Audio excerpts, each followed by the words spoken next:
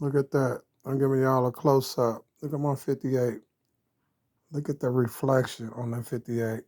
For y'all won't be thinking I'll be all cap, thinking my coins all scratched up and all buffed up. Look at that. Look at that. I'm showing y'all. This is my 1958 Wheaton. Look at that. Look what I did.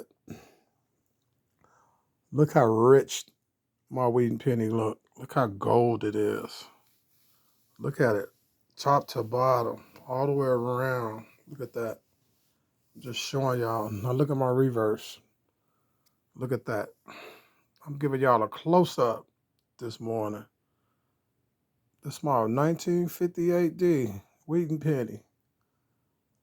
That's me. That's what I do. Look at that. It looks so rich. This penny going right back in my collection. Look at that.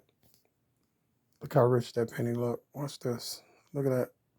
Look how golden that penny is. Look, just look at it. All the way around. No flaws. Look. It's a 1958. Look at it. Look at that gold. Just look at that gold. Just look how gold it is. Look at that reflection. Look at that. Look at that reflection. Now watch me flip it. Look at that reflection.